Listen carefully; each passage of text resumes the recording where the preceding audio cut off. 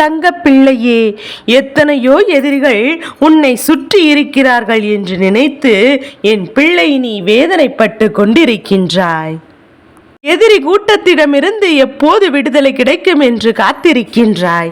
சில நேரங்களில் நமக்கெல்லாம் எதிராக எதிரிகள் இருக்கிறார்கள் என்பது கூட புரியாமல் நின்று கொண்டிருக்கின்றாய்.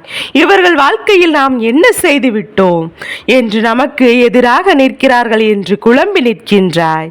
என் குழந்தையே, இது போன்று ஒரு சூழ்நிலை உனக்கு சில நேரங்களில் இந்த வாழ்க்கையின் மீது வெறுப்பு வந்து விடுகின்றது. நாம் முன்னேறுவதற்கு என்ன செய்தாலும் இவர்கள் தடுத்து நிறுத்தி விடுகின்றார்களே. நாம் எந்த ஒரு விஷயத்தை செய்ய தொடங்கினாலும் அங்கு தன் பெயரை வேண்டுமென்றே கெடுக்கிறார்களே. அப்படி அவர்களுக்கு என்னதான் வேண்டும்? இவர்களை கடந்து என்னால் வாழவே முடியாதா? என் அப்பனே, இந்த எதிரி இல்லாத வாழ்க்கை எனக்கு தாருங்கள் என்று என்னிடத்தில் நீ கேட்டாய் அல்லவா? என் தங்க பிள்ளையே, இன்று உன்னுடைய வாழ்க்கையில் நடக்கின்ற ஒவ்வொரு விஷயங்களும் உன் மனதை பெரிய அளவில் காயப்படுத்துகின்றது. எதுவுமே உனக்கு எதிராகத்தான் இருக்கின்றதே தவிர உனக்கு சாதகமாக எதுவும் நடப்பதில்லை. என் தங்க பிள்ளையே, இதுவெல்லாம் உன் கண்களுக்கு தெரிந்த ஒரு எதிரிடம்தான் இத்தனை பிரச்சனைகளும் இருக்கின்றது என்று நீ நினைத்து கொண்டிருக்க. என் தங்க பிள்ளையே, இந்த கருப்பன் உன்னுடைய கண்ணுக்கு தெரியாத ஒரு எதிரியை காட்ட இங்கே வந்திருக்கிறேன். இதையும் நீ தெரிந்து கொண்டால் உன்னுடைய மனது இன்னும் வேதனைப்படும் அல்லவா? இந்த வாழ்க்கையின் மீது உனக்கு இன்னும் வெறுப்பு அதிகமாகிவிடும் அல்லவா? என் குழந்தையே, நீ நினைக்கலாம், அப்பனே நான் இந்த வாழ்க்கையை வெறுத்து ஒதுக்க வேண்டும் என்று நீ நினைக்கின்றாயா? நான் இந்த வாழ்க்கையை விட்டு சென்று விட வேண்டும் என்றுதான் நீ நினைக்கின்றாயா? ஆசையும் படுகின்றாயா? எதற்காக இப்படி என் தலையில் குண்டை தூக்கி போடுகின்றாய்? எனக்கு விடுதலை தாருங்கள், எனக்கு நிம்மதியை கொடுங்கள் என் அப்பனே என்று என்னிடத்தில் நீ கேட்டாய் அல்லவா? என் அன்பு குழந்தையே, இந்த கருப்பன் முழுவதுமாக சொல்லி முடிக்கும் முன்பே நீயாக எதையும் தவறான கருத்தில் புரிந்து கொள்ள கூடாது. என் செல்ல பிள்ளையே, இந்த கருப்பன் எந்த ஒரு விஷயத்திலும் காரணம் இல்லாமல் உன்னிடத்தில் வந்து சொல்ல மாட்டேன். இது நீ நன்கு அறிந்த விஷயம் அல்லவா? இந்த அப்பன் இப்போது உனக்கு என்ன சொல்ல வருகிறேன் என்று இந்த வாக்கினை முழுமையாக கேட்ட பிறகு நீயாகவே எல்லாவற்றையும் உணர்ந்து கொள்வாய். என் தங்க பிள்ளையே, உன்னுடைய கண்களுக்கே தெரியாத எதிரி ஒருவர் இருக்கிறார் என்றால் அவர்களை பற்றி நீ எப்போது சிந்திக்க முடியும்? அவர்கள் உன்னை பற்றி ஒவ்வொரு விஷயங்களும் எப்படி உன் முன்னால் உணர முடியும்? அவர்கள் உனக்கு தெரியாமல் கஷ்டங்களை எல்லாம் எப்படி உன்னால் அறிந்து கொள்ள முடியும்? யாரென்று தெரியாமலே உன்னுடைய பிரச்சனைகளை கொடுக்கும் போது சில நேரங்களில் புலம்பி தவிக்கின்றாய் அல்லவா? நமக்கு சம்பந்தமே இல்லாத ஒரு பிரச்சனை நமக்கு அதிகமாக வேதனையை கொடுக்கிறது. நீ குழம்பி நிற்கின்றாய் அல்லவா? தன்னுடைய வாழ்க்கையில் நாம் எப்படிப்பட்ட சூழ்நிலையில் இப்போது இருக்கிறோம் என்று இதிலிருந்து எப்படி தப்பிப்பது என்றும் நீ உணர்ந்திருக்கின்றாய் அல்லவா? என் அன்பு குழந்தையே, உனக்கு ஒரு பிரச்சனைகளுக்கு சம்பந்தமே இருக்காது. நீ எந்த ஒரு வார்த்தைகளையும் சொல்லியிருக்க மாட்டாய். அந்த பிரச்சனை மிகப்பெரிய பிரச்சனையாக உருவெடுத்து விஸ்வரூபமாக மாறி அங்கே உன்னை சுற்றிதான் ஓடிக்கொண்டிருக்கும். கடைசியில் யார் இப்படிப்பட்ட பிரச்சனை உருவாக்கியது என்று கேட்டால் உன்னுடைய பெயரை தான் எல்லோரும் சொல்லிக் கொண்டிருப்பார்கள். என் தங்க பிள்ளையே, அப்போது உன்னுடைய நிலை என்னவாக இருக்கும் என்று சிந்தித்துப்பார். இது போன்ற விஷயங்கள் எல்லாம் உன் வாழ்க்கையில் நடந்து கொண்டிருக்கின்றதல்லவா? நீயும் எத்தனையோ முறை இது போன்ற பிரச்சனைகள் இருந்தெல்லாம் வெளிவருவதற்கு நான் எந்த ஒரு தவறும் செய்யவில்லை. நான் உன்னோடு என் வேலை உண்டு என்றுதான் இருக்கின்றேன். யாரோ என்னை இது போன்ற பிரச்சனைகளில் இழுத்து விடுகிறார்கள். நான் எந்த ஒரு தவறையும் செய்யவில்லை என்று எத்தனையோ தடவையெல்லாம் சொல்லியிருக்கிறேன். அதையெல்லாம் யாராவது செவி கொடுத்து கேட்டிருக்கிறீர்களா என்றால் நிச்சயமாக இல்லை. என் தங்க பிள்ளையே, உன் வாழ்க்கையில் இது போன்ற ஒரு சூழ்நிலை வந்ததல்லவா? இதுதான் உன் கண்ணுக்கு தெரியாத ஒரு எதிரி. உடனே தெரியாத எதிரி செய்த சூழ்ச்சியின் விளைவுதான் உனக்கு இப்படிப்பட்ட பிரச்சனைகளை எல்லாம் வந்து கொண்டிருக்கிறது என்பதை தெரிந்து கொண்டாயா? இந்த கருப்பன் எதற்காக கண்ணுக்கு தெரியாத எதிரியை பற்றி நம்மிடத்தில் பேச வந்திருக்கிறாய் என்று நீ இப்போது புரிந்து கொண்டிருப்பாய். என் தங்கமே, இன்னும் நிறைய பேர்கள் இருக்கிறார்கள். உன்னையும் உன்னுடைய நடவடிக்கைகளையும் எந்நேரம் கவனித்துக் கொண்டே இருக்கிறார்கள். நீ என்ன செய்கிறாய், எங்கு செல்கிறாய், எப்படியெல்லாம் செய்கிறாய், யாரிடத்தில் பேசுகிறாய் என்று உன்னை பற்றியே அவர்கள் சிந்தித்து கொண்டிருக்கும் போது உன்னை எப்போதும் கண்காணித்து கொண்டும் இருப்பார்கள். உன்னுடைய நடவடிக்கைகள் ஒவ்வொன்றையும் நோட்டமிட்டு கொண்டே செல்கிறார்கள். அவருடைய வேலை முழுவதுமே உன்னை சுற்றி வருவதும் உன்னுடைய நடவடிக்கைகள் என்னவென்பதும் உன் வாழ்க்கையில் நீ எப்படியெல்லாம் முன்னேற்றத்தை கண்டு எதையாவது சாதித்து விடுவாயோ என்று உன்னை பற்றியே அவர்கள் சுற்றி சுற்றி நோட்டமிட்டு கொண்டிருக்கின்றார்கள்.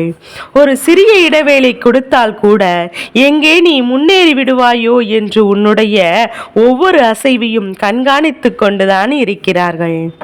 எந்த ஒரு காரியத்தையும் உன்னால் செய்ய முடியாத அளவிற்கு சிறு சிறு தடைகளை ஏற்படுத்தி கொண்டுதான் இருக்கின்றார்கள். என் தங்க பிள்ளையே, கண்ணுக்கு தெரிந்த எதிரிகள் செய்கின்ற விஷயங்கள் கொஞ்சம் மட்டும்தான். ஏனென்றால் அவர்கள் செய்தால் அதை உன்னால் எளிதாக கண்டுபிடித்து விட முடியும். அதனால் தான் கண்ணுக்கு தெரிந்த எதிரிகள் எல்லாம் உன்னை விட்டு சற்று ஒதுங்கி நிற்கிறார்கள். ஆனால் கண்ணுக்கு தெரியாத எதிரிகளை எல்லாம் அவ்வளவு சுலபமாக உன்னால் கண்டுபிடிக்க முடியாது.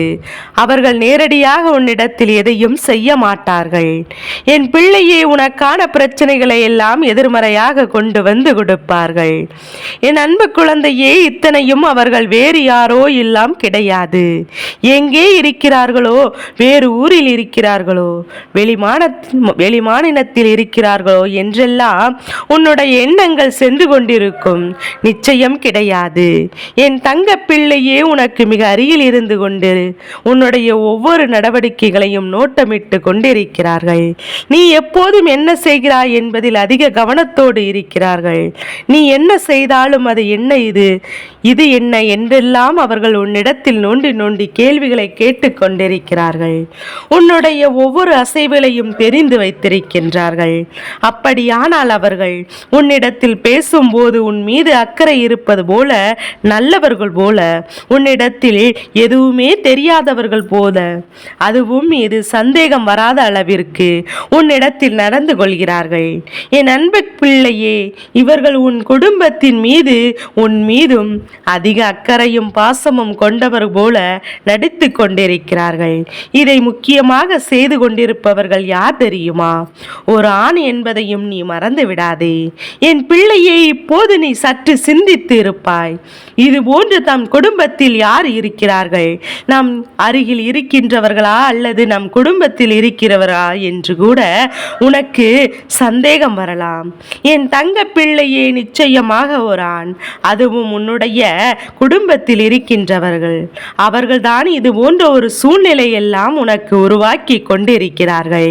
நீண்ட நாட்களுக்கு முன்பாக நல்ல வேலையில் இருந்து விட்டு இப்போது அந்த வேலையை விட்டு ஒதுக்கிய அருகிலேயே, அதுவும் உள்ளூரிலேயே ஏதாவது ஒரு வேலையை செய்து கொண்டிருப்பார். நல்ல வசதி படைத்தவர். ஆனால் அவருடைய எண்ணங்கள், அவருடைய நடவடிக்கைகள் நல்லதல்ல. வெளியிலிருந்து பார்ப்பவர்களுக்கு தூய மனிதர்கள் என்று தோன்றினாலும் அவர்களின் உள்ளத்தில் நல்ல எண்ணங்கள் இல்லை என்பதுதான் உண்மை. அவர்களுடைய புத்தியானது மிகவும் சிறிய புத்தி.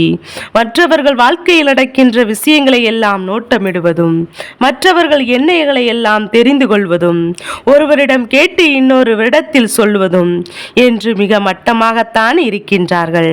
அவர்களுக்கு வேறு எங்கும் கவனம் இல்லை. யாராவது ஒருவர் எதையாவது ஒரு பிரச்சனைக்காக சண்டையிட வேண்டும், அதனை பார்த்து இவர்கள் ஆனந்தப்பட வேண்டும் என்று, இவர்கள் வந்து பஞ்சாயத்து பண்ண வேண்டும் என்ற எண்ணத்தை அடிக்கடி கொண்டிருப்பார்கள். அது மட்டுமல்ல, என் குழந்தையை, இவர்கள் உன்னிடத்தில் வந்து பேசும் போதெல்லாம் இதை வெளிப்படையாகவும் சொல்லிவிடுகிறார்கள். அவர்கள் குடும்பத்தில் அப்படி நடந்தது, நான் சென்றுதான் இதை இப்படி தீர்த்து வைத்தேன், நான் இல்லை என்றால் இதுவெல்லாம் இவர்களுக்கு நடந்திருக்காது, இவர்கள் உயிரோடு இருந்திருக்க மாட்டார்கள் என்று என்று என்னெல்லாம் கதை சொல்ல முடியுமோ அதையெல்லாம் சொல்லிக் கொண்டிருப்பார்கள். என் அன்பு குழந்தையே, இப்படிப்பட்ட குணங்களை கொண்ட மனிதர்கள் உன் வாழ்க்கையில் யார் இருக்கிறார் என்று ஒருமுறை நீ சிந்தித்து பார்த்தால் நிச்சயமாக அது யார் என்று உனக்கு புலப்படும். என் பிள்ளையே, இப்படிப்பட்ட மனிதர்கள் எல்லாம் உன் வாழ்க்கையில் இருக்கத்தான் செய்கிறார்கள். அவர்கள் மறைமுகமாகவும் நேரடியாகவும் உனக்கு பல பிரச்சனைகளை தரத்தான் செய்கிறார்கள். ஆனால் இவர்களை எல்லாம் உன் வாழ்க்கையில் நீ எப்போதும் விலகி வைக்க வேண்டும். அதை விட்டு அவர்களை ஒருபோதும் உன்னுடைய இல்லத்திற்குள் அனுமதிக்க கூடாது. என் பிள்ளையே, உன்னுடைய மனதிற்குள் இருக்கின்ற எண்ணங்கள் என்னவாக இருக்கும் என்பதையும் உன் அப்பால் என்னால் உணர முடிகின்றது. இதுபோன்று மறைமுகமாக இருந்து நமக்கு கஷ்டங்களை கொடுத்தால் இவர்களை எல்லாம் எப்படி என்னால் புரிந்து கொள்வது, எப்படி என்னை காப்பாற்றிக் கொள்வது என்று நீ கேட்கின்றாய் அல்லவா? என் தங்கமே, ஒன்றை மட்டும் நிச்சயமாக புரிந்து கொள். இந்த மறைமுகமான எதிரிகள் எல்லாம் அத்தனை சுலபமாக உன்னை நெருங்கிவிட முடியாதபடிக்கு அவர்களுக்கு என்ன செய்ய வேண்டுமோ அதை நான் நிச்சயமாக செய்யத்தான் போகின்றேன். இனி அவர்கள் உன்னுடைய வாழ்க்கையில் ஏதேனும் புதிய பிரச்சனைகளை கொண்டு வந்தால் அதுவெல்லாம் வீரியமற்றதாக இருக்கும். ஏனென்றால் இவர்களை எல்லாம் நல்லவர்கள் கிடையாது. இவர்கள் செய்கின்ற விஷயங்கள் எல்லாம் ஒரு நாளும் உன்னை காயப்படுத்தாது. இதை நீ நினைவில் வைத்துக் கொள்ள வேண்டும். என் அன்பு குழந்தையே, இவர்கள் இதுவரை உனக்கு செய்த முயற்சிகள் எல்லாம் இந்த கருப்பனால் முறியடிக்கப்பட்டது. அதனால் கொஞ்சம் காலமாக இவர்கள் உன் வாழ்க்கையில் தலையிடாமல் ஒதுங்கி நிற்கிறார்கள்.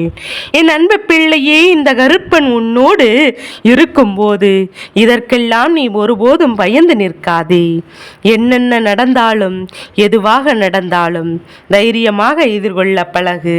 இந்த கருப்பன் என்றுமே உனக்கு மன வலிமையும் தைரியத்தையும் கொடுத்து கொண்டிருப்பேன் என்பதை நினைவில் வைத்துக் கொள்ள வேண்டும்.